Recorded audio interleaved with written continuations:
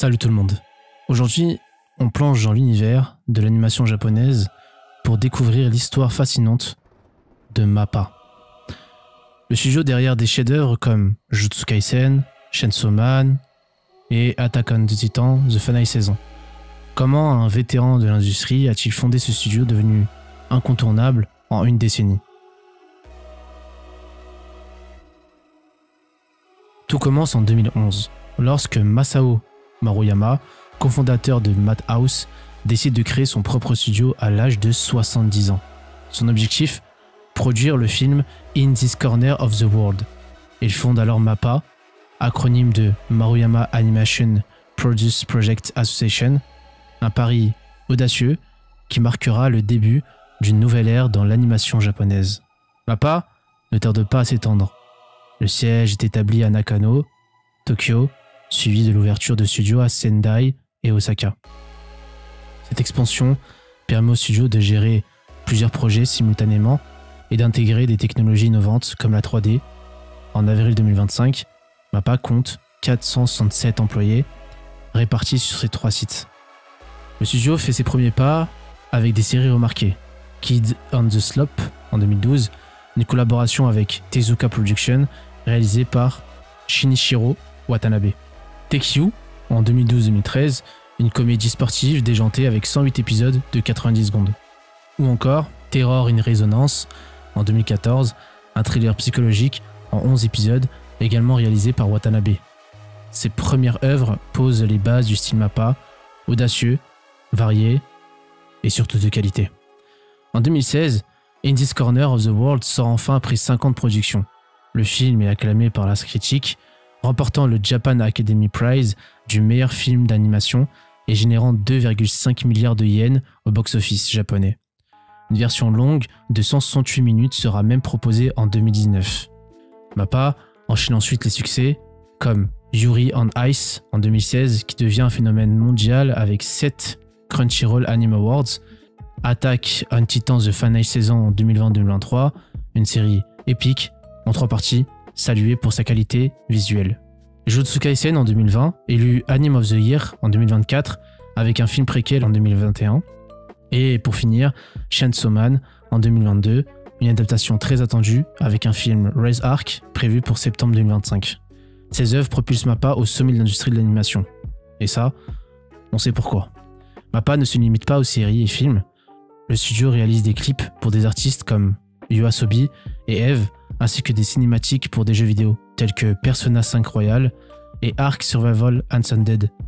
L'atelier d'Osaka se spécialise dans la 3D, utilisant des logiciels comme 3ds Max et Blender pour enrichir ses productions. Malgré son succès, MAPPA fait face à des critiques concernant ses conditions de travail. Des animateurs dénoncent une culture de crunch, des délais intenables et des rémunérations basses.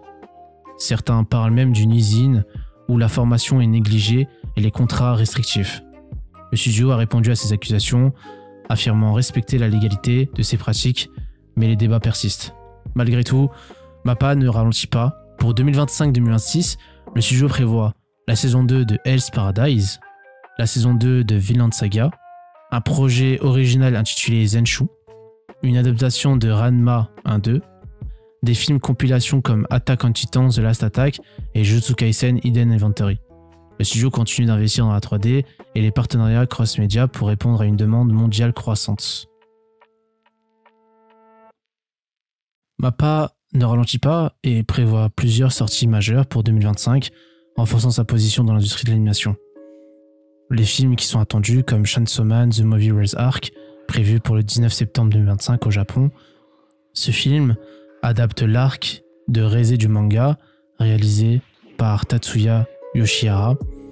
Il promet des séquences d'action intenses et une exploration plus profonde des personnages. Mais encore, des séries télévisées comme Zenshu, une série originale diffusée depuis janvier 2025, suivant Natsuko Hirose, une jeune animatrice projetée dans l'univers de son anime préféré. Cette série offre une réflexion sur la passion et le burn-out dans l'industrie de l'animation.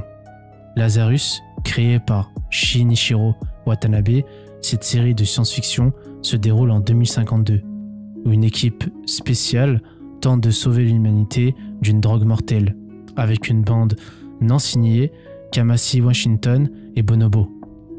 Elle promet une expérience audiovisuelle unique.